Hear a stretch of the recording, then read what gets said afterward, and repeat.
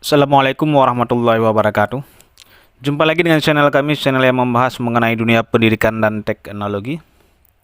Pada video kali ini saya ingin berbagi sedikit informasi mengenai alur pendaftaran SSCASN tahun 2024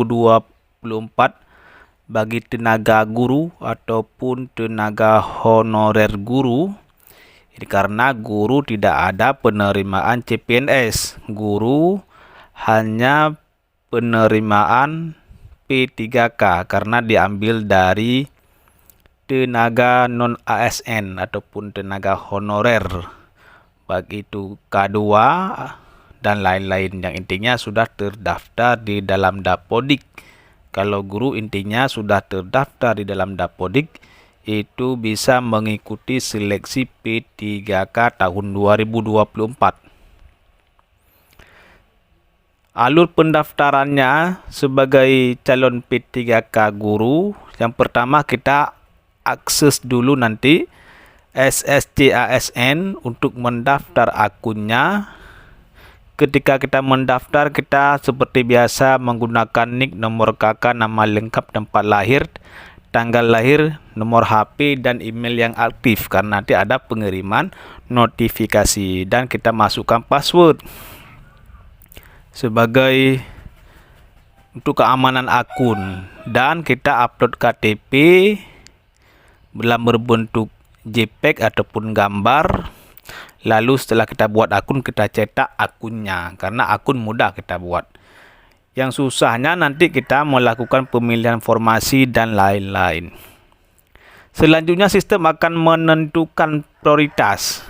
Karena di dalam P3K guru ini kan ada yang namanya P1, P2, P3, dan P4.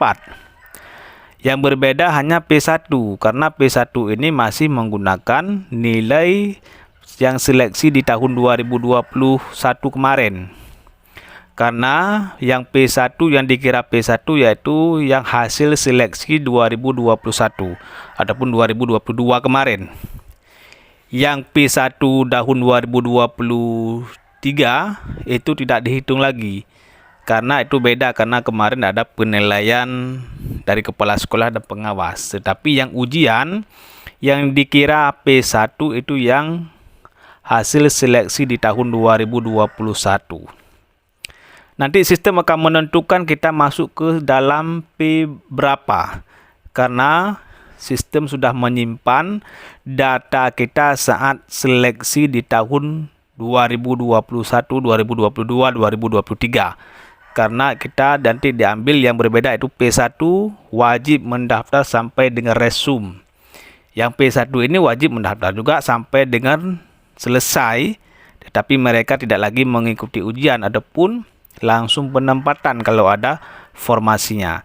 Yang P2 dan P3 tidak bisa turun status jika tidak ada formasi yang dibuka. Artinya yang P2 dan P3 ini tidak bisa turun status, artinya tidak bisa ke dalam P4.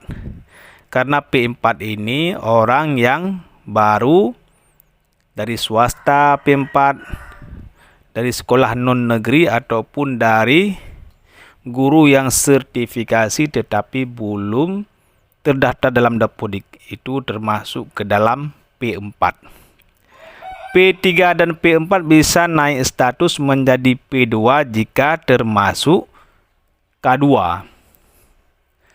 P3 ini baru bisa turun status ataupun naik status ke P2 jika mereka masuk ke dalam kategori THK2 atau artinya K2. K2 ini sudah ada datanya di BKN yang masa kerjanya sudah hampir 20 tahun, teman-teman. Itu masa kerjanya sudah 20 tahun lebih malah. Dan nanti data formasi mengisi biodata, memilih jenis seleksi P3K guru, serta memilih jenis pendidikan sesuai yang ada di Dapodik, mengupload dokumen resume, dan cetak pendaftaran. Yang ingin kita sampaikan di dalam pendaftaran P3K guru ini adalah yang P1.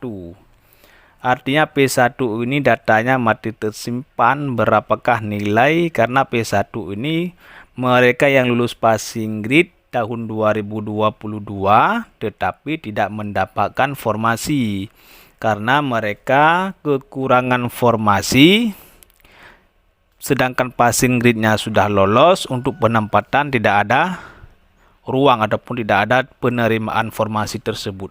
Kemarin di tahun 2023 juga mereka hanya penempatan saja. Walaupun ada ujian formalitas, tapi mereka langsung ada penempatan, sudah jaminan lulus, atau artinya sudah 100% lulus karena nilainya sudah diambil dari tahun 2022 kemarin. Begini juga untuk tahun 2024. Mereka tinggal penempatan kalau ada formasi di wilayahnya.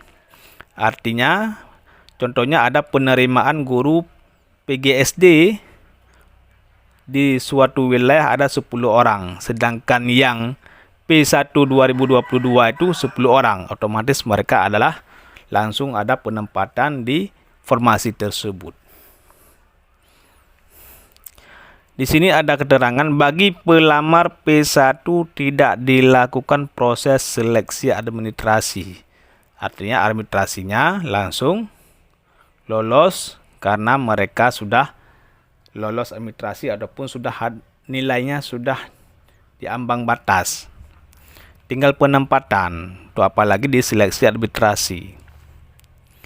Panitia memverifikasi data pelamar. Panitia mengumumkan hasil seleksi administrasi. Pelamar dapat melakukan sanggah. Ini bagi yang administrasinya kurang lengkap ataupun ada masa sanggah, nanti ada masa sanggahnya. Proses yang kelima, proses seleksi administrasi, dikirim datanya ke BKN untuk ujian. Dan nanti ujian diumumkan. Panitia mengumumkan hasil seleksi kompetensi. Pelamar yang dinyatakan lulus melakukan pemberkasan. Inilah alur-alur pendaftaran CASN untuk guru tahun 2024. Bersiap-siaplah dalam waktu dekat ini, mungkin dalam minggu ketiga bulan Agustus sudah ada informasi pembuatan akun. Dan siapkan dokumen-dokumen dalam bentuk scanner, baik itu foto, KTP, ijazah, dan lain-lain, itu dalam bentuk file semua. Inilah informasi yang dapat saya sampaikan, semoga bermanfaat. Mohon dukungan untuk subscribe channel kami. Assalamualaikum warahmatullahi wabarakatuh.